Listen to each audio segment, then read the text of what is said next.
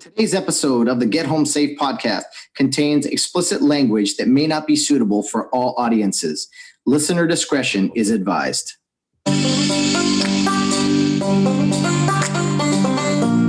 It's time to play ball. Welcome to the podcast with no limits.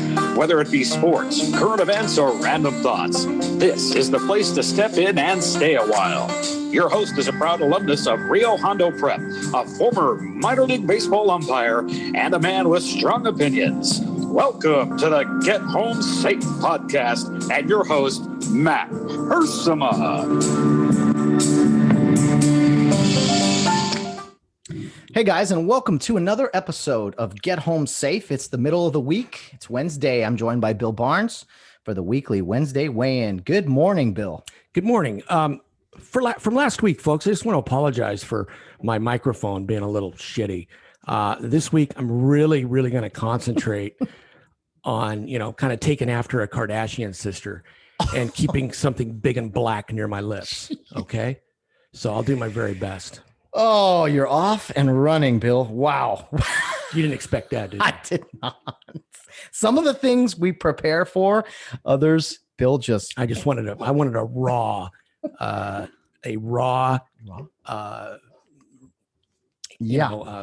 impression from you there on that one. No, hey, we do that to each other actually. And if I've insulted the Kardashian sisters, I do not apologize. Very cool. I now have something in common with you ladies. Okay. Man, you're all right. You're already off and running. I like this. You're on a good one. That you immediately fulfilled the obligation of the explicit content label. Yes, I can go home now. Yeah. Go get on.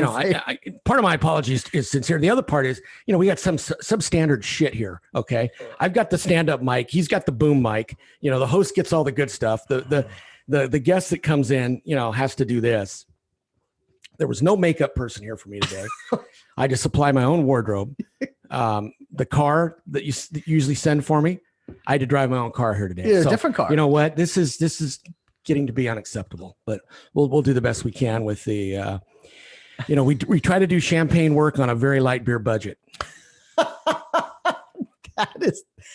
Where do you come up with all this? Were you right here looking stuff up this morning? Right here. No, it's all right here. You used to have a boom mic. I had one of those, and you were still all over the place. So today, I'm going to do my best. Today, I'm going to think you. Kardashian every time. Kardashian. That might be the code word. I was going to say I'm going to mic shame you like some people want to mask shame this past. Nice transition. Yeah, nice transition, Captain Kirk. Very good. Okay, so we're going to talk about, you're getting me off the big black things and we're going to masks now? Man, yes, okay, we are. Good. It might save us from being terminated from YouTube. Okay, last week, June 15th, masks come off in California, finally. Yes. The last state to do it, I believe. Yes, they do. Oh, my goodness. First of all, before we go there, for those watching on YouTube, you can see our shirts here. Bill's got a nice one on big letters.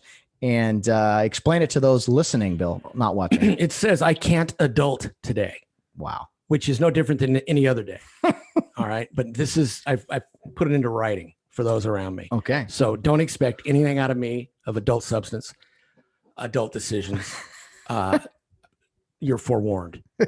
Excellent. Okay. We never do, though. We never do. So good shirt. Yeah. Bill's ready to rock. Just more wardrobe that we're using here for the YouTube portion of our show. So yeah.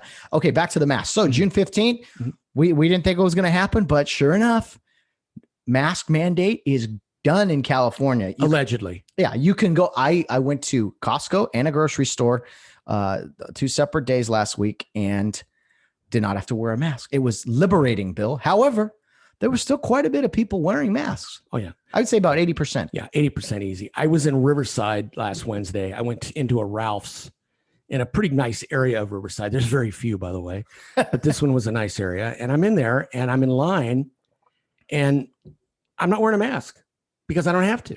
It's no longer mandated from vaccinated people to have to wear masks. Well, everybody around me was still wearing masks. There was a couple of rebels like myself, and we all gave each other the rebel, sign, you know, and all that.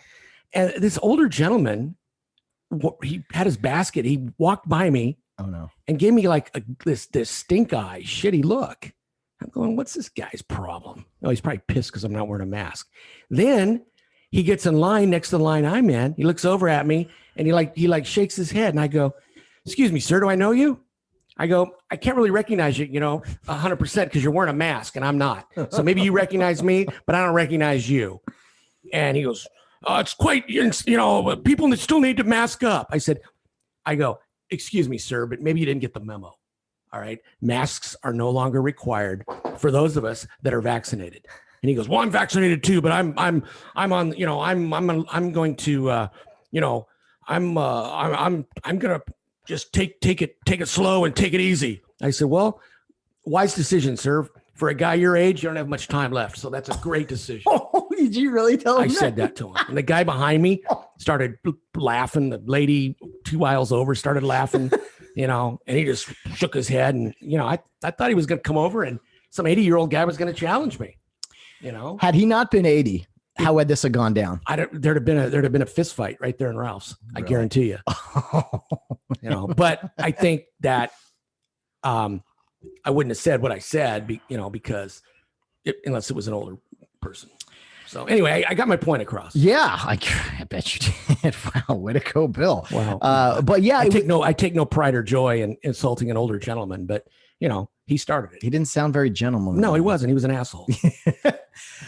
I find it so interesting. Like I walked in there and I hadn't been in a store without a mask in over a year, and I'm like, wow, you almost forgot what it was like. It's not like it's this big crawling to freedom or anything, but I was like, it was cool. I looked around. I felt naked. I felt like I was walking around with my junk hanging out. All it was my nose and lips, People are staring at you. Yeah, like you don't have any clothes on. Holy man, what are these people staring at me? Oh, Yeah. they haven't seen me from the nose down in a year. A long time. Yeah. Yeah. Wow. Well, it was crazy. But yeah, I'd say about 80% of people still wearing masks.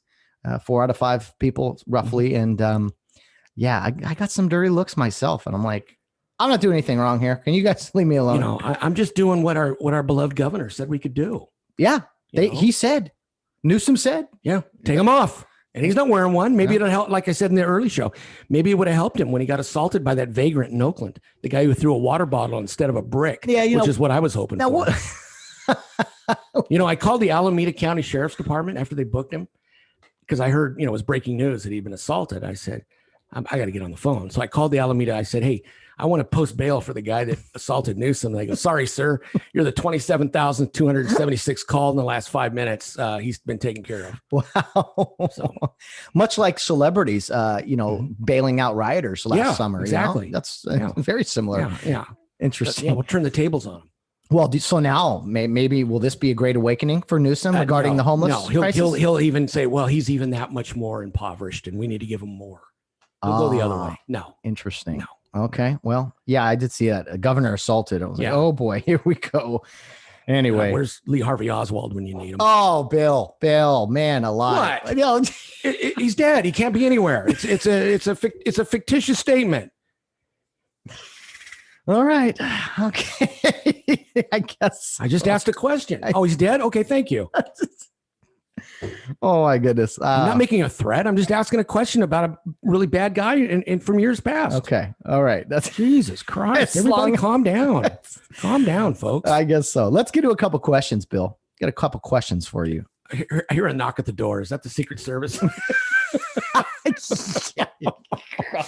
Yeah, I know. All right. The whereabouts of William Barnes. Yeah. Okay, got a couple questions from SKW, our good friend down in the Temecula office of law stuff. Walk and don't walk. Yeah. Sure. Okay. Sure. She said, good morning, guys. Hope you both enjoyed a great Father's Day weekend. Matt, based on your comments, it appears you have a secure, loving relationship with your girlfriend. Mm-hmm. Bill, well, it's because she's desperate and you're available. Exactly. Bill obviously needs help. What advice would you give him regarding women? Well, I got to tell you something. The day I take advice from you, that's where I'm going. Is the day I'm going to jump off a 40-story building. Okay, so give it to me so I can prepare, make sure the parachute doesn't open. I say I am in no position, SKW, to give a man like Bill Barnes any advice regarding regarding females or dating. I mean, I haven't listened to professionals in my whole life, so why am I going to listen to this guy?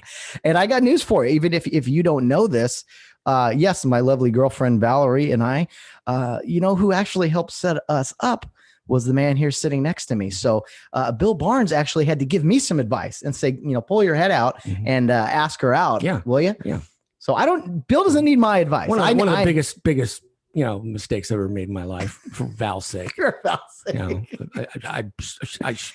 I wish one day she would forgive me. Yeah. Poor girl. So I don't have advice for Bill Barnes. I get a lot of great, funny stories from Bill. I learned some things, what not to do. You've always said I can tell you how not to do it. Yeah. Right. Exactly. So hopefully, So hopefully that answers your question. I don't have much advice for Bill. Anyway, question number 2. We're counting down to the Olympics for both of you. Which events are a must see and which are a hard pass? Hard pass on the entire glorified track meet. You've never been an Olympics guy? I was back in the 70s up until we when we boycotted 1980 in Russia. I thought that was a horseshit decision. It kind of soured me on the whole thing, which made me realize, even at a young age, that the Olympics was very political. Mm-hmm. And then the Russians boycotted us in 84. However, 84 was very entertaining. I liked it. I watched because it was right here in LA back when LA was a good city, back when they had a mayor, the Honorable Tom Bradley, I believe. No, he was already dead. Who was it? Who was the mayor then? It was Bradley, I think. Sounds right. Yeah. It was. Oh no, it was Bradley. And we had Uberoth was he was the CEO of the thing, and they did a great job. Put LA even more on the map and gave it a good positive vibe for people in the world. I liked it. And then after that, I kind of lost interest, and it's like I say, it's just a glorified track meet with a bunch of marching and, they wear Tommy Bahama or whatever the brand name is when they do the marching. It's all political now. Well, I think most things are political. Absolutely, they are. And that's why I don't like most things. Yeah, especially sports. Right. Some people really get into the Olympics. I don't have a lot of events that I love to watch. I do like some of the sprints, especially the relays. That's kind of cool. I remember when I think it was Michael Johnson was racing in the 1996 Olympics. That was pretty cool. I think he had on those gold shoes. But I was never into swimming, but Michael Phelps, I thought, really made swimming exciting when he was dominating. Just like, is he going to win again? So I like some of the swimming events and some of the track racing. Other than that, I used to like the basketball. I don't anymore. It's like, what's the point of even playing anymore? The NBA guys go in there and usually dominate. I don't know. Where's it? Oh, it's in China. No, it's in Japan. Japan. And they just announced this morning they're going to let the residents of Japan attend the games. No cheering. You sit there quietly and politely, like most Asians do. What? And then when you're done, you go right home. That's what I just saw it this morning. This is the guidelines for health guidelines. For health guidelines. No cheering. Yeah, no cheering. Do not open your mouths. Sit there and watch. Keep your mouth shut. When it's over, stand up, proceed to whatever vehicle or public transportation or whatever you have, and go directly home. Wow. That is, man, that sounds like California. That's what it sounds like. Is baseball still in the Olympics? Is it back this year? I believe it is. Yeah, baseball at the 2020. It is. Okay. Yeah, they're playing baseball again. So I always liked baseball in the Olympics. It was cool to see the international flair. I was also really into the World Baseball Classic. I like seeing country versus country. I think that's pretty cool in baseball specifically. So I like watching that. But yeah, it's funny. The Olympics come every 4 years or 2 years with the winter, and it's like there's this big buildup, and then all of a sudden that they're over with. It just kind of. Yeah, snap and it's gone. But you don't care either way. No, I don't give a shit. You won't even. Okay, don't care for nothing. Okay, I think I just said my first swear word today. No, Did you? Yeah, boy, that's a record for me. I went probably 10 minutes without. Let's see, 13 minutes without uttering a profane word. We'll have to review the tape. I don't think that's true. We'll have to increase it. So anyway, better catch up. Yeah, you were talking about Kardashian and stuff like that. That's truth. That's true though. Yeah. Speaking of explicit content. Did you hear? Okay, we're gonna choose our words wisely here because I don't know who's listening, but CNN, in their infinite wisdom, and they don't have much standards anyway, many standards or an audience really for that matter. They rehired Jeffrey Toobin, who he was tubing himself on a Zoom call, was pleasuring himself, thinking it was over, allegedly. Either way, they let him go, and then they bring the guy back. Okay, first of all, on a Zoom call, you're looking at the people that are on the call with you, are you not? Yes. Okay. I'm looking at you and me right now on this. There's no friggin' way on God's green earth could I do anything like that in this setting. How could you even achieve any type of excitement unless you're a strange dude? Yeah. And I kind of think he's a strange dude. He is. He's got a screw loose indeed. And, he came to fame. Of course, he was wrote for the New Yorker or something for the O.J. Simpson trial. Yes. And wrote a book about it all and everything. Yeah. But yeah, as far as his contributions to media, he pretty much sums up the state of left-wing media and whatever. Well, I mean, not to say anyone in the media would do what he did, but still, how do you rehire a guy like that? Well, because if he went to the company and says, "Hey, I have a problem. I'm a sex addict. I'm addicted to watching myself on a Zoom call, and that's how I get my freak on." They have to honor that and get him help. Just like if you're a drug addict and you have a drug problem and you go to your employer, it's they have to. I think depending on what your contract says, they got to help you, and if you can overcome it, then they. And they have to rehire you or pay you a whole lot of money to go away. Wow. I'm pretty sure. It seems like, and it's in CNN, I mean, you got some whack job at the top thinking, oh, it'd be a great publicity thing. Let's hire him back. Who knows? Well, you can't rationalize with the irrational. Never. You never can. And look, people make mistakes and then apologize for them. You can accept their apologies. It doesn't mean you need, like some of these guys in like the NFL who have, off the field issues and they apologize for it and maybe they get a job back, maybe they don't. So I think it's important, you can forgive people, but it doesn't mean they get a seat at the table after that. So, well, do you think there's it's like a loophole to me as far as, well, you can almost say that about anything. I got fired for something. Well, I have a problem. I'm an addict in this regard or whatever. And you can kind of, make a case for him. Depends on the severity. Yeah. I mean, who did he hurt? I'm not, I mean, I don't know. That one. I don't know. I don't know. Well, who knows? Who knows who saw it and was probably mortified by it. I mean, anyway, did you ever have anyone at in your line of police work, not for doing what he did, but that was maybe let go for something in law enforcement, but then was brought back on a technicality or anything?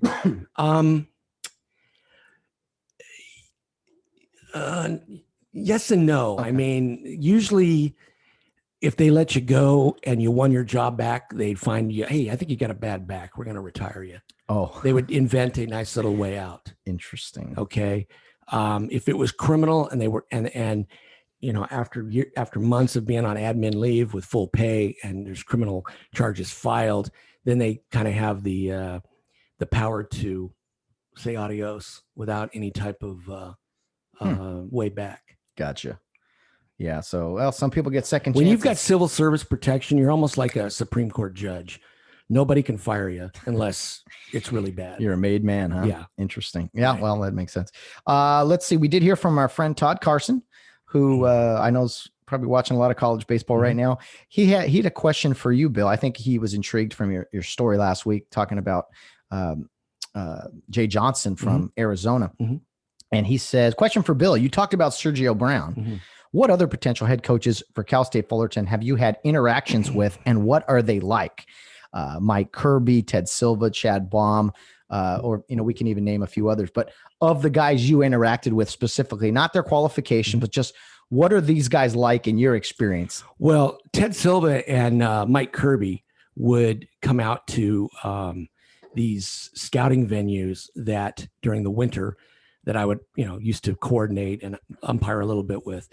And at these places, we would be out of town. So as the coordinator of the umpires for these clinics, I would be given a room, and I would be in the same hotel with these guys. Now, again, it's off season.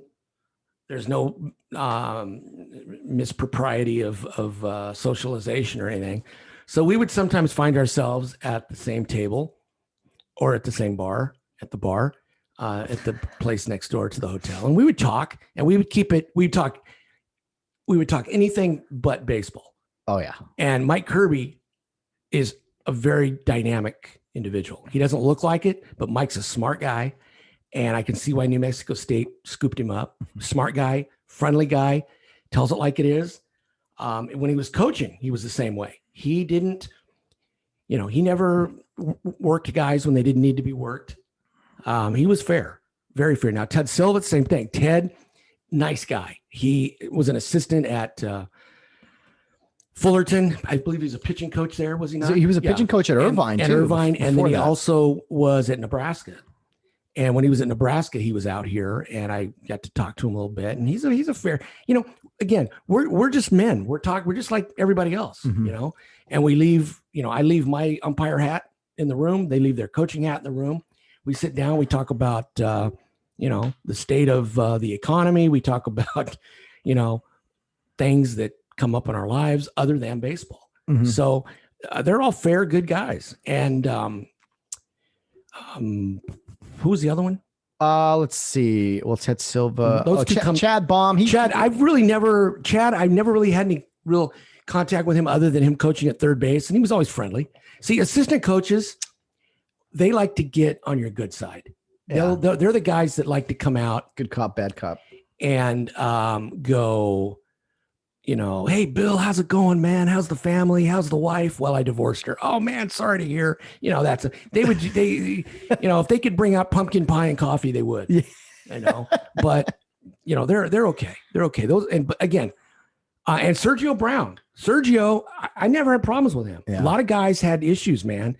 And I think I yelled at him once, and he, scampered down the dugout. But Sergio's fine. I would say he's the odds-on favorite. I don't know why they haven't announced it yet, to be quite honest. Well, I'm curious too. Like LSU has a job opening. You have who was hired? Rich Hill left San Diego and went to Hawaii, another surf city, of course. Yeah. And Mike Trapasso let go. That was interesting. Well, Mike from Hawaii, God bless him. 5, 6, 7 years ago, when I would, work his games, he goes, I still can't believe I have a job.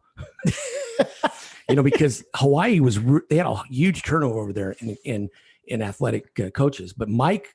He was the longest tenured Big West coach, I believe. Oh, really? Yeah. Wow.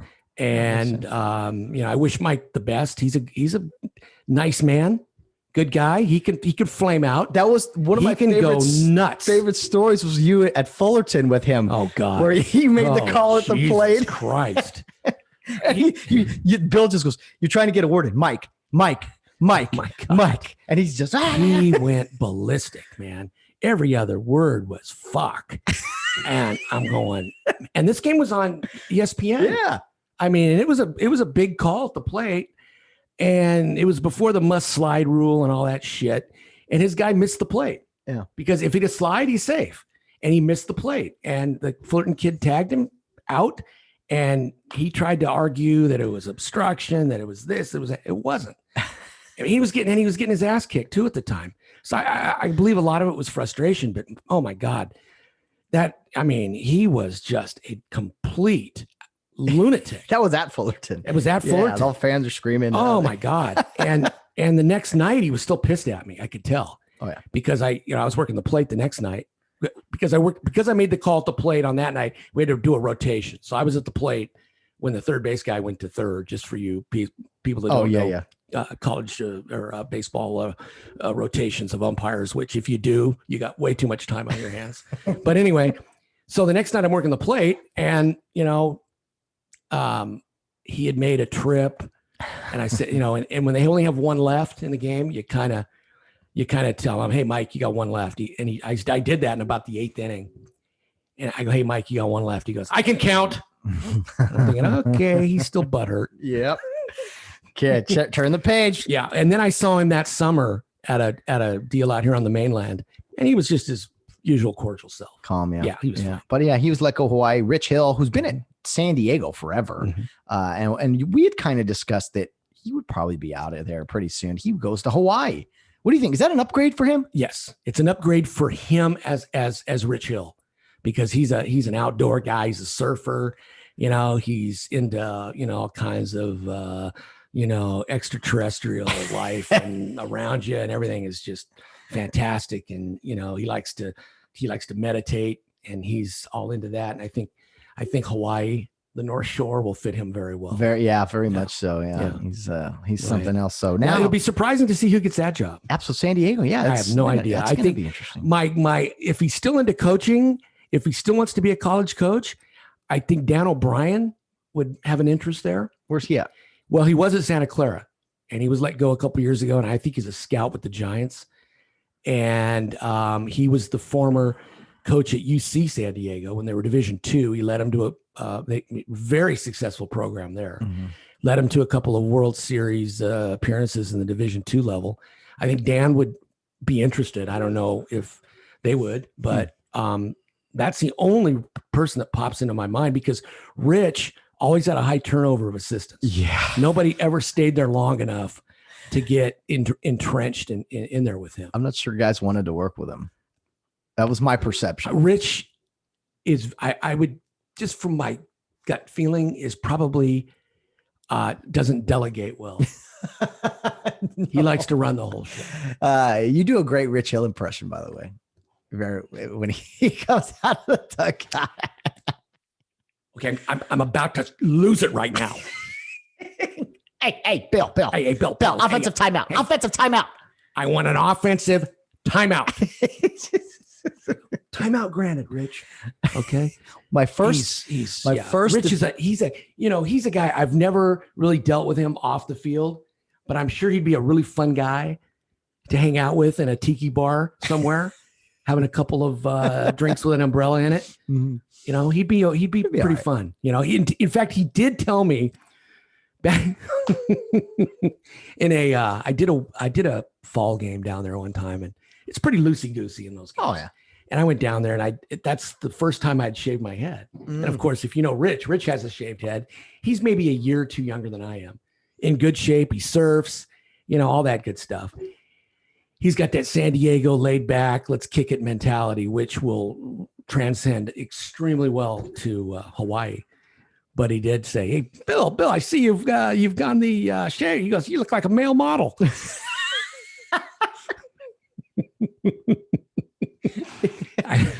Yeah, that was good. Just joining your club, Rich. Yeah, I just want to be like you, Rich.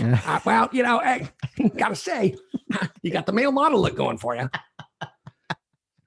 But I heard back in his younger days, he could be a pain in the ass. Yeah, I heard he could just be. Yeah, he has absolutely mellowed. Yeah, but yeah. Right. But I'll tell you one thing. He loves slow games. Oh, my God. He encourages slow pace. Right. I'm like, dude, get your guys in the box. Right. I had a game. It was, and now Jay Johnson is the Arizona coach, and great story you told last week with him in Hawaii as the Nevada head coach. Before when he just got to Nevada, I had a midweek game. It was San Diego and Nevada. Oh, God. And two slow. I mean, I had the plate. It must have gone 4 hours for 9 minutes. I believe it. That's probably fast. Too. Yeah, I know. And it was too. So Jay Johnson was there, and Jay Johnson was an assistant of Rich Hill for a while. Yeah. Left Nevada to Arizona. Here's my prediction with Jay.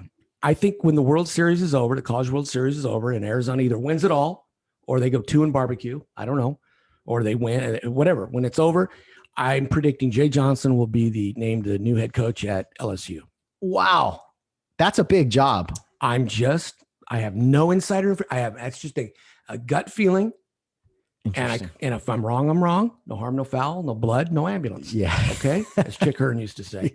But that's my gut feeling, is that Jay will be named the new LSU coach. That would be, man, I could see that happen. I mean, that's a big job. Probably one of the top programs in all of baseball. But then if that happens, you'd have three pretty decent jobs on the West Coast. Sandy at USD, Cal State Fullerton, and Arizona, who won the World Series a few years ago. And anyway. No, they came close. They won the College World Series. Way back. 14 or 12. No, they got there and they lost in the if game. Bill, Arizona won the College World Series. Not with Jay. Not with Jay. Okay. No. I'm sorry. Not with Jay. I think it was Andy Lopez, and then he went out. Fair enough. But then you're right. Arizona. He took him to Omaha. He did. Arizona. And so he's had quite a career. But yeah, the photo you posted of him was great. And I got to tell you, you had a mustache and he had the long hair flowing out of the ball cap as you're ejecting Jay. I mean, that was a great photo. Yeah. 7 years will do a lot to a man. Yeah. It'll I could sense the ex-wife in the stands when I saw your photo there. No, great story. A great picture to go with your story. Who commented on your mustache? Oh, Phil Smith, my work buddy of mine. He's a nice porn stash, you know. And I think I said, "Hey, man, I had it rocking. I was rocking it back then." He says, "Yeah, we all were." Because Phil's about my age. He knows the whole. Crash and burn. Oh yeah.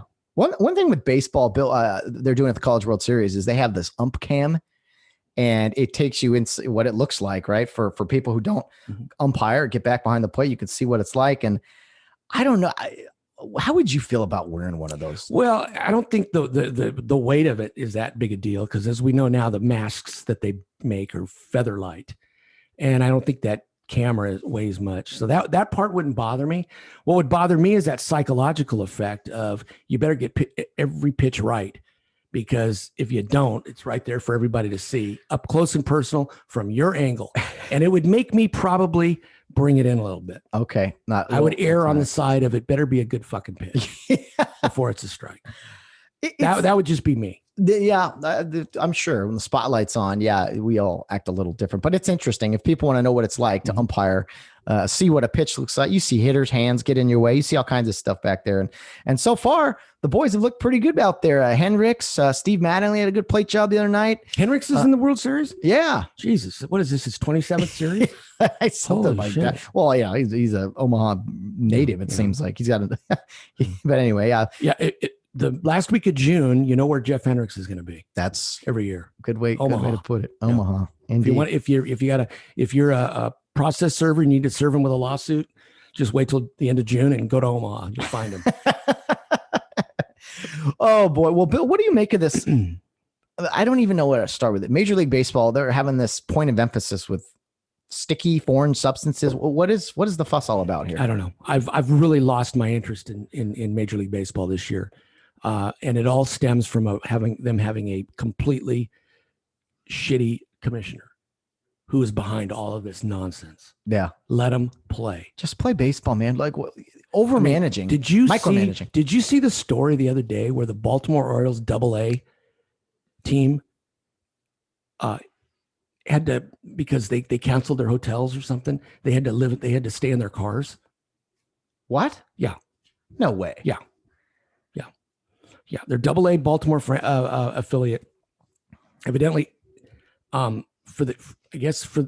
they give you, even when you're at home, they gave you hotel rooms, and the guys couldn't. They cut the pay on it, so there weren't enough sponsored families in town for these guys, and they were shit out of luck. So they either slept in the locker room or they had to sleep in their car. And the Orioles don't have any money but that's the thing. These big league clubs and then their funding of the minor league teams, they put nothing into it. That is crazy. In the Oakland A's, their team, I think it was their AAA team, was given like post-game meals that looked like something that came out of Auschwitz. I did see that. That was embarrassing. That was so bad. Yeah. Yeah. It's so bad. The minor league life, I tell you. And that's baseball. It starts at the top though. It's all, like you said, the commissioner and, well, it's like, it reminds me of the Democrats. They make sure they're taken care of. They make sure they have a gated community. They make sure that they're well protected and they could give two shits about anybody else.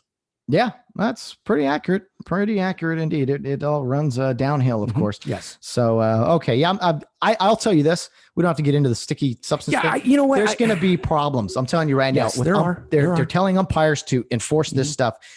If there's going to be some problems this week and next week, I guarantee it. Oh yeah, there will be ejections and fights and all kinds of stuff. You know, if that's what you want, great. Now make the game exciting. Way to go, Rob. Yeah. Way to go, Rob Manfred. Okay, this will really fire you up.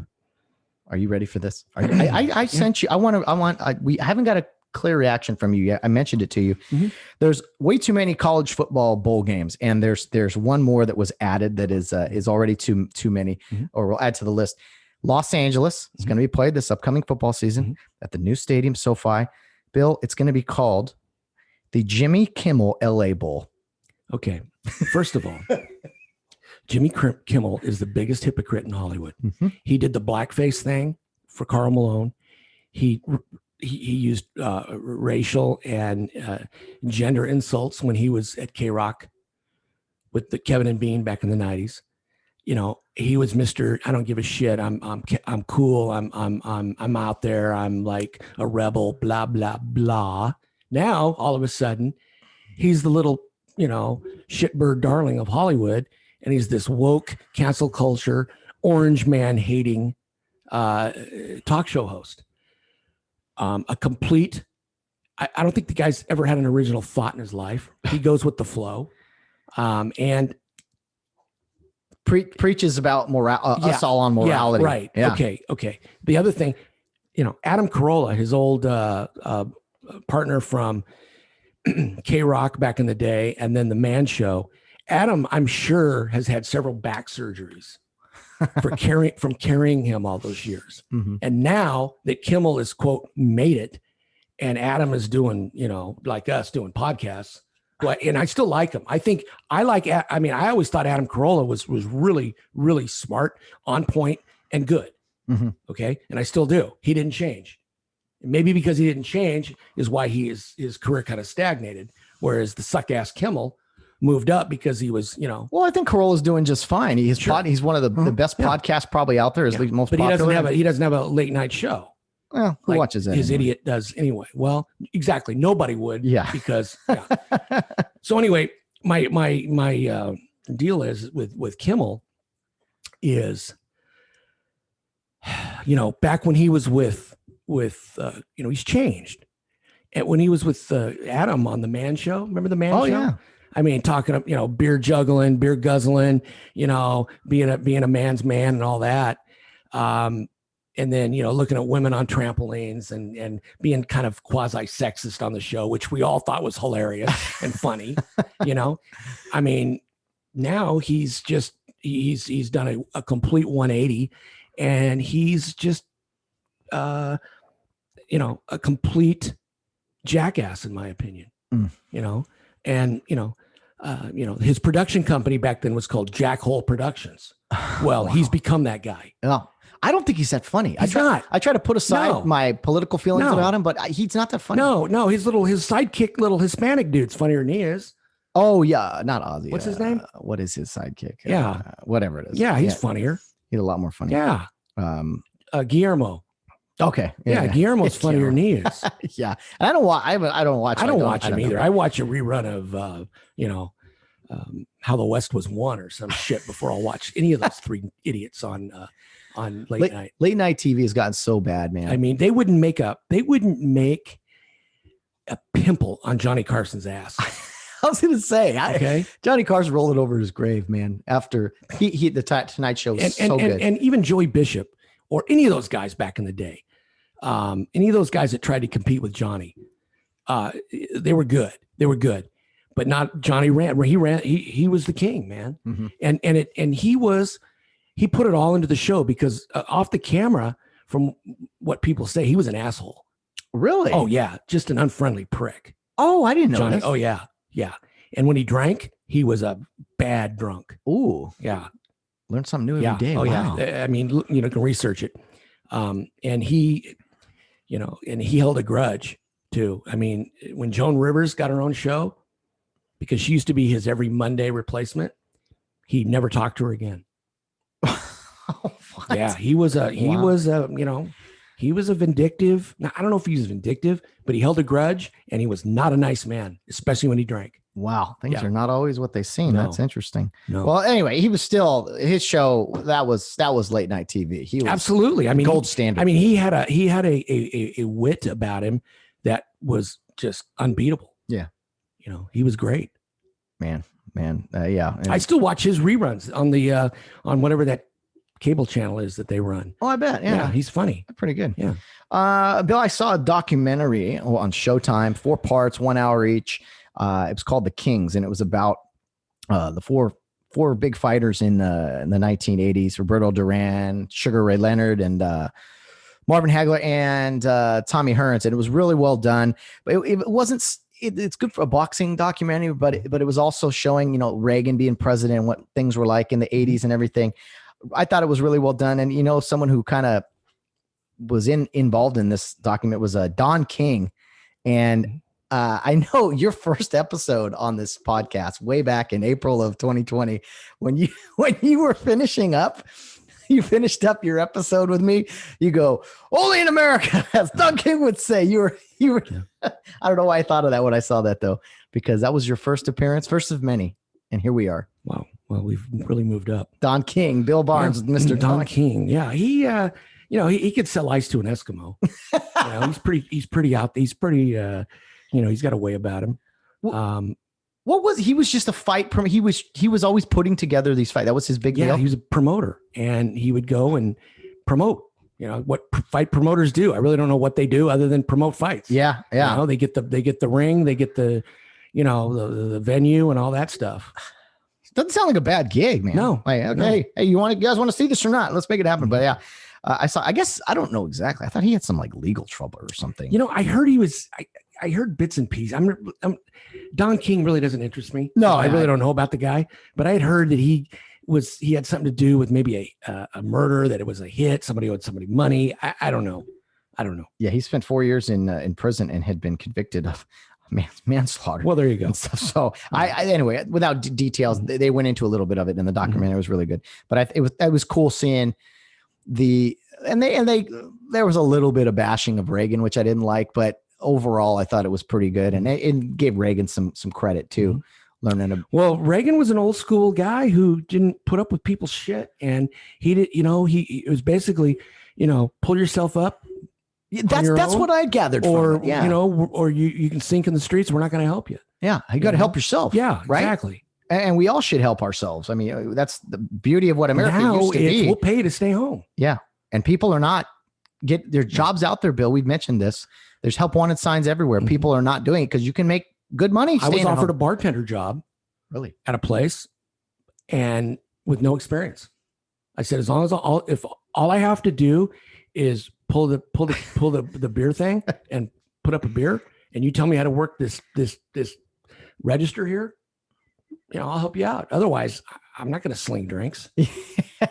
Well, people are still on, the extra money for unemployment and, making quite a bit of money just staying home. So you're going to go to work. I'm making less money now working than I did when I was on unemployment, but we got to go to work. We got to get to work and get a job and a career. And so I don't know. California is just, it's a bad idea to continue to give people money to do nothing, right? We learned that with the teachers union. Because what's happening is this state has become overgrown with folks that don't want to do a fucking thing. All right. And the politicians recognize that. And they're such egotistical, egomaniac assholes. They realize that, hey, if we keep feeding these degenerates and paying their way, they're going to vote for us. Votes. Yeah. That's all it is. If you think your political people, your leaders care about you, you are delusional. They don't give a flying fuck about you. They want your vote. Period. End of story. That's it. And they'll do whatever it takes really to continue. Yeah. I mean, it's unpopular for somebody like Reagan to say, hey, we believe that anyone can do anything. God bless you. Give the, go out there and work hard and try hard. But that's like hateful language now, which is crazy. Right. I don't get it. Bill, this interested me. I saw one of your comments on this. It doesn't surprise me, but the entire Portland police crowd control unit resigned after one of them is indicted over a battle with BLM. And I don't know the specifics of the legal battle, but you basically had a riot squad up in Portland saying, I'm over this. I'm done. Yeah. I'm surprised it hasn't happened more. Yeah, there's a show of unity up there. They're sick and tired of the bullshit. You know, the city won't help themselves. They're allowing all these people to run amok, and one of their guys gets indicted. They decided, let's show some unity on this. Let's all quit. The riot team, they still have jobs. They're still doing their regular duties. This was an ancillary duty that they performed, and they'll have to recruit 20 other guys to take their spot. And it's, sooner or later the National Guard or the state police or somebody that has some teeth is going to come in there and just clean up. Yeah. I think a bad situation is just getting worse, when you're losing law enforcement like that. And I'm surprised it lasted that long. Well, what?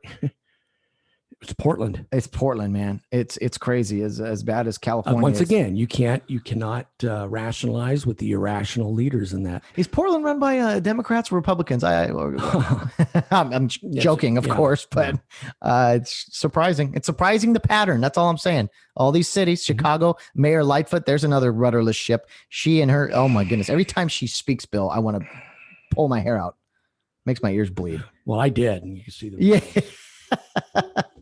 What's on your mind, Bill? What are something you want to discuss? Well, I'm kind of bouncing around topics here. I think we've hit it. Since last week, not much has changed. How was your Father's Day? You working? I worked. All I did was work. Yeah, the whole time. Oh, man. Just another day. Just another day. I'm at LAX. I'm breathing. Plane exhaust and dealing with idiotic people all day. It's a wonderful time. But okay, so you're retired and you're working. So are you? But even though those are long days, you still rather be working than sitting at home doing nothing. Still, I think so. Yeah, I can pick and choose when I work. I'm going to be down in the Palm Desert area later this week, Wednesday, Thursday, Friday. I'm going to go and just go neck deep in the water for about 3 days. And just rest and some rest and relaxation. And, venture out over into the downtown area for some refreshments. It's going to be warm, man. But you love it. It's going to be down to 108 from 123. So I'll make sure I pack my jacket, No kidding. And I like the heat. I don't mind the heat because you can get cooled off a lot better than you can get warm. Yeah. And the pool there where I'm going is very nice. Tropical setting. They got a little tiki bar right there. I'm going to be by myself, it looks like.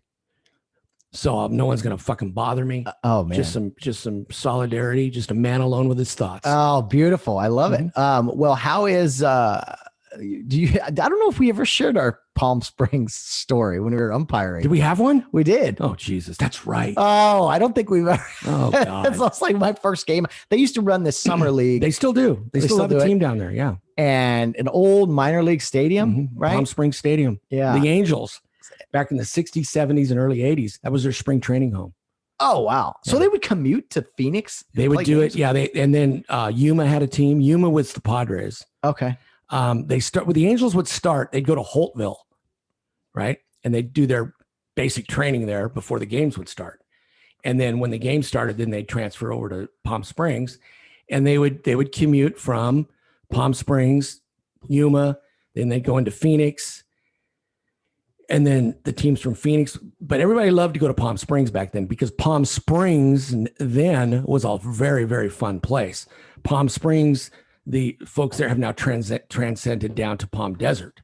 So Palm Desert has taken over the Palm Springs, way from the 60s and 70s. So Palm Desert's the place to go now, but back then it was Palm Springs. And you talk to guys that were, I talked to John Verhoeven when he used to be the coach at Biola. Oh yeah, he was a pitcher for the Angels back in the day, and he said, "Man, he goes, the cowboy would take care of us," which means Gene Autry, who owned the team. He goes, "The cowboy made sure we were happy." That's great. And so I guess it was New Year's Rockin' Eve every night with those guys. Day games, not too hot. Day baseball, March, yeah. March, beautiful weather, and they had some clubs that Trini Lopez and all the big names from the '60s and '70s would frequent. Eva Gabor and all them were hanging out. I'm bringing names up that you guys probably need to Wikipedia here. What was her name? There was like Tina Louise, Ginger from. Oh, really? But that was She was dating a pitcher for the Angels by the name of Bo Belinsky at the time. Great name. Yeah, and she, they'd import some stars from Hollywood during spring training, and they'd come down and interact with the guys. Show them their moral support, and I guess it was a fun time. It sounds like a blast. Yeah. Beats the hell out of Yuma. Oh, well, what do you do? Unless you want to go across the border. No, thank you. Yeah. So this is the old stadium the Angels used to play in. And so there's this what would you call it? Wood bat summer league for college kids, maybe. Yeah. That we were umpiring. Yeah. We went down there and they got misters in the stands. Misters that, because it's 115 degrees. You're umpiring. Even at 7:00 at night when these games start, it's hot as fuck. So we're umpiring. I'm on the plate, Bill's on the bases, and they're playing some team from Orange County. And the misters are out there, and God bless the misters, just cooling you down. But the misters started to create this fog on humidity and a groundswell of dampness, and it made it kind of it made it difficult to see if you're playing the middle infield. Infielders couldn't see the plate, which is, dangerous. It was the issue. And I'm thinking, I'm kind of with them, man. It's really tough to see. So the second baseman from the opposing team says, "Hey, man," he goes, "I'm having trouble seeing, it's a safety thing." Mm-hmm. So I came in between innings. I said, ixnay with the misters. Turn them off. Turn them off. And then you finish. And he says, turn the misters off. And this team, most of these college wood bats summer teams don't have a GM or whatever this guy was. I think he was the GM in charge. He was the owner of the league. Owner of the league. Yeah. Oh, okay. So he comes down. He is the king. Oh, good. Yeah. So he comes down and he says, we're not turning the misters off. He goes, this is dinner theater for the people of the desert. And they come out here to cool off and watch baseball games. Mm-hmm. And so this is dinner theater. And Bill stared at him and you about exploded. I don't know how you kept your cool as long as you did. But anyway, it was a fight. And what was his name? Andrew Starkey. Okay. So he goes over. Starkey the Malarkey. He tells Bill Barnes, he says, go, you tell he says, those guys on the other team, they're a bunch of little girls. And Bill goes, I'll be right back. And you go over there and you tell the team that that's what the guy said. Mm-hmm. Yeah. And he was shocked that you did it, but I was glad you did. It's the truth. Yeah. So you were mad at them. And that was eventually the visiting team was like, and needless to say, folks, that was the last game I ever worked there. My choice. Me too. I didn't let them fire me. That was my last game ever. Bill and I got out of there. We said, we do not need this. No, I said, you know what? I'll go perform fellatio on Harbor Boulevard in Anaheim before I do this ever again. Why did you go? Oh, yes. We've had a few of those moments of wanting to be done with baseball. Yeah. It's mostly travel ball, summer stuff where it's hot and we're like, why are we doing this? So we don't anymore. But that was our Palm Springs story. Bill Barnes and I. Yeah, it was fun. Yeah. Over and done with it. Used to be a fun time. I used to go down there before Starkey got crazy with his bullshit and work games. And it was fun. You'd get a room and hang out and do the, what they did in the 60s and 70s. I mean, here we were in the early 2000s and it was fun, but no, thanks. No, I'll do without. Yeah. No, I'll take a hard pass. Yeah. You can still go down there. Right. Without baseball and have a good time. Absolutely. Palm Desert. I won't go to Palm Springs. Oh, Palm Desert. Yeah. I'm sorry. Palm Desert. Yeah. But so you do that every now and then, don't you? Kind of got to get away. I got to get away. I got to escape. I got to go get my mind right. Which is funny because you're working a lot now. You're on the road more now, but that's your little vacation time. You just just get out of town, go get my head right. Sunshine and full time, and that's it. Hold court with some people around the pool, and just meet some new friends, meet some new people, shake hands, show the plan. Recruit some new listeners. Absolutely. For the podcast. Absolutely. Yeah. You know how, so I tell you sometimes about the upcoming guests, and I this Friday, I have a guest on, I've already interviewed him. He will definitely counter all of your explicit content and language. I'm having on a basically a well, he's a pastor but a former missionary. So night and day difference between Bill Barnes and who's coming on the podcast on Friday. I'm glad I'm indoors because lightning would strike me right now. Try to mix it up here on the podcast, Bill. So, but anyway, that's the plan for Friday. If you don't have anything else, we can wrap it up and just call it a quick show today. Nothing I think we've hit it hard, fierce, and I think we've made our point on several things. You know, wear a mask, be safe. Yeah. Okay. In all seriousness, do you think there's any chance that we go backwards? We go back into some type of mask mandate or shutdown at this point, or is it all moving forward from here on out? I'm about 65-35 on moving forward. Mm-hmm. I'm not going to say it won't happen because, you know, they say all these I mean, it depends who you listen to. That's what I was saying. Who's they? Like, oh, they said this, they said that. Who's they? I mean, these Delta variants from India. Well, fucking India. They live in shit and squalor over there. Okay. So yeah, they're not a modern country. I mean, we've got a pretty good vaccinate, even though they're complaining that not enough people have been vaccinated, that they're not going to meet their 70 million or whatever it is goal by July 4th. A lot of people like, for one vaccinated person and one non-vaccinated person, that cancels you out. Yeah. For you have not been vaccinated. I have. Yeah. I'm not going to catch it from you.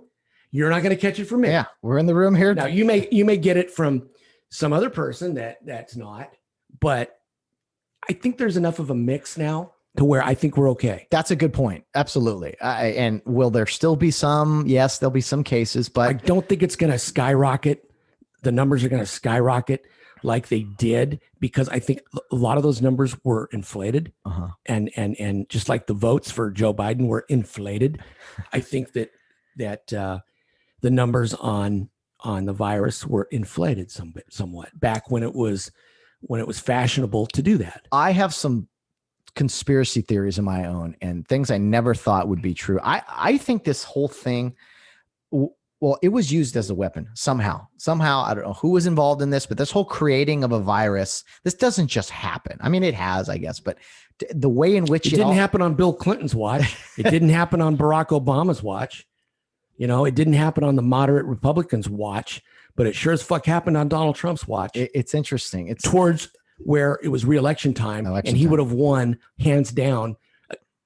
It would have been a landslide, big time landslide. But they use this as a way to discredit him and make him look like the bad guy. Well, I think as more and more comes out, I mean, 5-10 years from now, we'll look back and I think we'll have some answers. And I honestly, I think with the coronavirus, this entire situation, I think we're going to look back.